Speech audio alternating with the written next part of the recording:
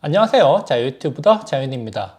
오늘은 파월의 금리 인상 속도 조절, 공식 발언 이면에 어떤 이야기가 숨어 있을까? 여기에 대해서 한번 이야기를 해볼까 합니다.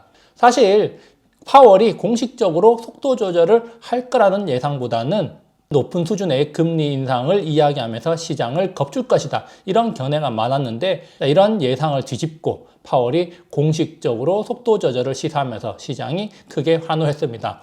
파월이 어떤 이야기를 했느냐? 제가 여기 화면에 준비를 했는데요. 금리 인상 속도를 완화하는 것이 합리적이다.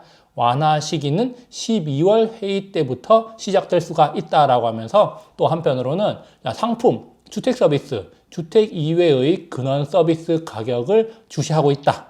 그러면서 23년 후반에 주택 서비스 인플레이션이 내려갈 가능성이 크다라고 또 이야기를 했습니다. 향후 경제, 인플레이션 전망에 대해서 이야기를 한 건데요. 그렇다면은 파월이 왜 이런 이야기를 했을까? 왜 공식적으로 금리 인상 속도 조절을 이야기를 했을까? 그동안 파월은 시장을 겁주기만 해왔었는데 왜 이런 이야기를 했을까? 여러분들도 궁금하지 않습니까? 좀 더 파월의 이야기를 들어보면요. 너무 긴축하는 것은 원하지 않는다. 자, 경제를 무너뜨린 뒤 수리에 나서는 것은 적절하지 않다고 느낀다라고 하면서 경제가 망가지는 것을 원하지 않는다고 이야기를 한 겁니다. 이 굉장한 변화라고 할 수가 있는데요. 자, 불과 한 달 전, 한 달도 아닙니다. 11월 FOMC 회의 결과를 발표하는 자리에서 파월이 어떤 이야기를 했느냐? 지나치게 긴축하는 것이 덜 긴축하는 것보다 고치기가 쉽다. 경제가 무너지더라도 긴축을 통해서 인플레이션을 통제해야 된다. 이렇게 이야기를 했다는 겁니다. 불과 한 달 전에 11월 초에 이렇게 이야기를 했는데 그런데 한 달 만에 상황이 완전히 뒤바뀌어 가지고 말을 바꾼 거죠. 너무 긴축하는 것을 원하지 않는다는 겁니다. 자, 그러면은 여기서 우리는 한 가지 포인트를 집어낼 수가 있습니다. 자, 너무 빠른 긴축 속도 때문에 경제가 무너지고 있다는 것을 느끼고 있는 게 아닐까. 자, 그리고 그렇게 무너지는 경제, 서서히 무너져가는 경제, 서서히 둔화되어가는 경제가 좀 더 심각한 수준에 이르면은 돌이킬 수 없을지도 모른다. 이런 생각을 하는 게 아닐까라는 생각을 할 수가 있습니다. 그렇기 때문에 연준 내부에서도 속도 조절 필요성에 대해서 이야기가 나오고 있고, 자, 그리고 자, 유럽에서는 어떤 이야기가 나오고 있습니까? 금리 인상 때문에 지금 경제가 박살나고 있다. 이런 이야기가 공공연하게 나오고 있고 비판을 하기도 했습니다. 자, 그렇기 때문에 연준으로서도 세계 경제를 돌아보면은 속도 조절을 할 수밖에 없다. 이렇게 우리가 생각을 할 수가 있는데요. 자, 연준 위원들의 태도 변화가 최근에 나타났었는데 마지막으로 그 정점에 있는 파월의 태도 변화가 나타났다는 거죠. 자, 이렇게 갑작스럽게 사람이 변합니까? 그렇지 않습니다. 그렇죠? 뭔가 이유가 있을 거다. 우리가 그렇게 한번 생각을 해볼 수 있는데 왜 이렇게 속도 조절을 할까? 무슨 이유가 있을까? 그 근원에는 어떤 이유가 있을까를 우리가 곰곰이 생각해 보면서 투자 아이디어에 접목을 좀 시켜봐야 되지 않겠습니까? 자, 그래서 제가 한번 준비를 해봤습니다. 아마도 제가 생각할 때는 경제에 문제가 있죠. 사실 뭐 경제에 문제가 있는 거 우리가 다 알고 있습니다. 자, 그런데 문제가 있는데 최근에 경제적으로 굉장히 큰 위기들, 우리나라에서도 지금 유동성 위기가 닥쳐왔었고, 자, 그리고 글로벌적으로 봤을 때도 암호화폐 시장에 굉장히 큰 위기가 있지 않습니까? 지금 파산이 공공연하게 나타나고 있고, 자, 그리고 유럽에서도 나 못 살겠다, 죽겠다, 이런 곡소리가 지금 막 나오고 있습니다. 자, 그런데 그 하나의 중요한 원인은 바로 유동성 축소에 있죠. 연준이 금리를 굉장히 빠른 속도로 올리다 보니까 그 유동성이 축소되는 속도를 따라가지 못해가지고 경제가 뭔가 어긋나고 있다는 겁니다. 어딘가에서는 지금 금이 가고 있을 수도 있다. 우리가 이렇게 생각해 볼 수 있는데 그 어딘가가 어디겠습니까? 바로 명확하게 지적할 수 있는 한 군데가 있죠. 바로 암호화폐 시장입니다. 자, 그래서 암호화폐 시장에 최근에 어떤 일이 발생했습니까? FTX가 파산 신청을 하면서 굉장히 큰 충격을 몰고 왔죠. 자, 그러면서 그 여진이 계속되고 있는데요.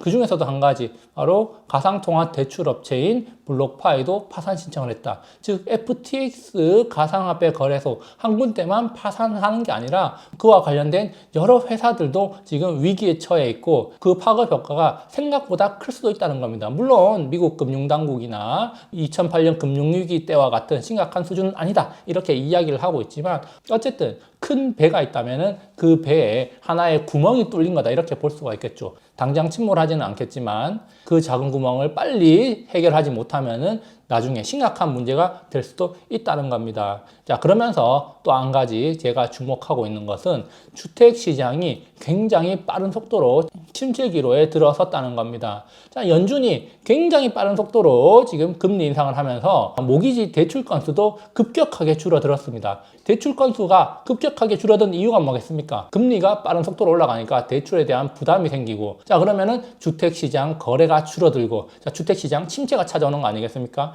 자, 미국에서 나타나고 있는 현상인데, 자, 이런 레파토리 어디에서도 나타나고 있습니까? 우리나라에서도 나타나고 있고, 지금 이런 현상들이 전 세계적으로 나타나면서 전 세계적으로 주택시장이 침체기를 맞이하고 있다는 겁니다. 긴축 시작한 지 1년도 안 됐으니까 아직 심각한 수준은 아닐 것 같다라고 생각할 수 있겠지만, 그렇지만 긴축의 속도 면에서 봤을 때 역대급이었죠. 자, 그러다 보니까 그 충격이 굉장히 강하게 나타나고 있는데, 지금 여기 보시면은, 자, 투자자 주택 매수가 지금 30% 감소했는데, 자, 이렇게 주택 매수세가 급격히 떨어지는 것은 2008년 금융위기 이후에 최대 감소폭이다, 이런 이야기가 지금 나올 정도로 지금 미국 주택시장은 안 좋은 상황에 처해 있다는 겁니다. 일단 우리나라도 비슷한 상황이죠. 제가 아침에 신문 읽기를 통해서 여러 가지 뉴스 기사들을 소개해 드리는데요. 자, 주택시장과 관련해서 매달 통계를 작성한 이후에 최저치를 경신했다, 이런 이야기들 자주 들리고 있는 거 우리도 잘 알고 있습니다. 자, 그만큼 지금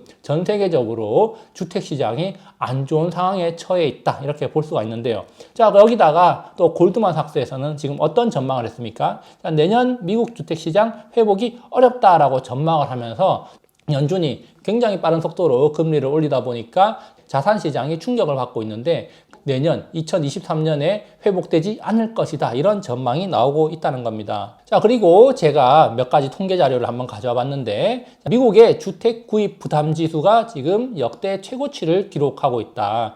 2008년도에도 금리가 많이 올라가지고 굉장히 부담스러운 상황에 직면하고 나서 시장이 무너졌는데, 그런데 지금은 그것을 초과해서 굉장히 많이 올라가는 거 확인할 수 있습니다. 물론 지금 연체율 같은 경우는 굉장히 낮은 수준이고, 연체율 자체만으로 봤을 때는 아직 위기는 아니다라고 볼 수가 있겠지만, 앞으로 내년에 계속해서 연체율이 높아질 가능성도 있기 때문에 지금 이런 것들을 미국 금융당국이 예의주시하고 있을 수도 있다. 특히 파월도 주택에 관해서 언급을 했고, 주택시장을 면밀하게 모니터링하고 있다고 과거에 언급을 하기도 했습니다. 자, 그런데 지금 상황이 어떻습니까? 굉장히 빠르게 올라가는 금리 때문에 주택시장이 빠른 속도로 무너지고 있다. 빠른 속도로 금이 가고 있다는 겁니다. 자, 그리고 지금 미국 주택시장 지수를 보면은 현재 상황보다 미래를 더 부정적으로 본다는 겁니다. 향후에는 더욱더 금리 부담이 가중될 걸 생각해가지고 주택 구입을 미루고 있다는 겁니다. 자, 그렇게 되면은 거래가 점점 줄어들게 되고, 자, 이렇게 되면은 지금 주택시장이 침체가 일어나고, 그리고 결국에는 파산하는 사람들이 생겨날 것이고, 자, 그렇게 연쇄적으로 파산이 일어난다면은 은행에도 손실이 갈 수밖에 없는 그런 상황에 직면할 수가 있다는 거죠. 자, 이렇게 지금 급격하게 짧은 기간 동안 가격이 빠르게 하락하고 주택시장이 빠르게 침체되고 있는데, 가장 큰 원인이 바로 뭡니까?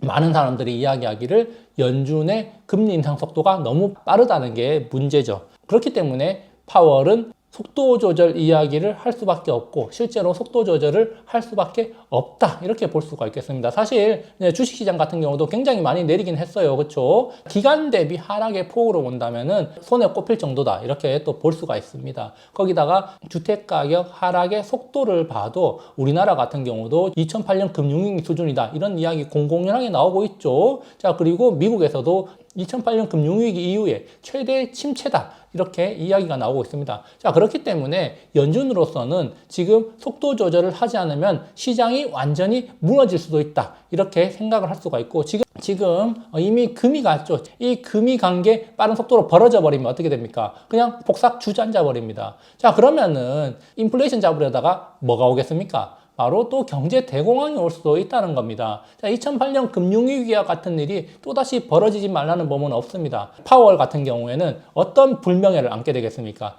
결국에는 연준의 잘못된 금리 정책으로 인해서 대공황이 찾아왔다라고 금융계 교과서에 남는다면 연준, 특히 파월 개인으로서는 굉장히 불명예 아니겠습니까? 그렇기 때문에 그런 것들을 피하기 위해서라도 지금부터 속도 조절을 공식화하면서 시장 달래기에 나서는 게 아닌가라는 생각을 해볼 수가 있습니다. 지금 속도 조절이 나오는 거 바로 큰 사고가 나지 않기 위한 움직임이 아닐까라고 생각을 해볼 수가 있는데, 그렇기 때문에 연준은 지금부터 지속적으로 연착륙을 위해서 노력할 거다 이렇게 예상할 수 있습니다. 그리고 공식적으로도 파월이 연착륙의 길이 힘들지만 그래도 부단히 노력할 거다라고 언급을 했죠. 그렇기 때문에 연착륙을 위해서 여러 가지 립 서비스들이 이제는 나올 수도 있다. 자, 그렇지만 우리가 한 가지 생각해야 될 게 뭡니까? 계속해서 금리는 올라갈 거라는 겁니다. 일단 인플레이션을 잡아야 된다는 목표는 확실하기 때문에 금리는 올라갈 거라는 거죠. 유동성은 축소가 된다는 거죠. 그러나 그 속도가 좀 완화될 뿐입니다. 한번 생긴 그 간격을 메우기 위해서 연준이 노력하겠지만 쉽게 붙지는 않을 거다 이렇게 생각해 볼 수 있겠죠. 자, 그래서 지금까지는 굉장히 빠르게 달려왔습니다.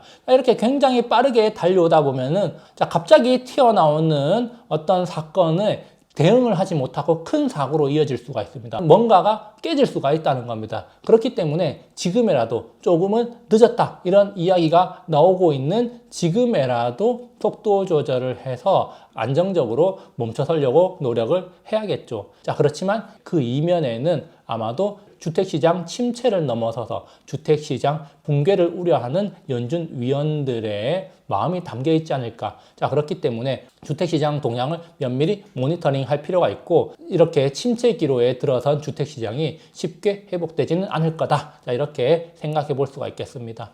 여기까지 영상 감상해 주셔서 감사하고요. 자, 그리고 혹시 투자와 관련해서 궁금한 점이 있으면은 댓글로 남겨주시면은 영상을 통해서 답변을 해드리고 있습니다. 자, 댓글로 남기기 어렵거나 공개되기 원치 않으시면은 메일로 보내주시면은 제가 확인을 하고 관련 내용들을 정리를 해서 영상으로 만들어서 업로드 해드리겠습니다. 오늘 하루도 즐거운 하루 보내시기 바랍니다. 감사합니다.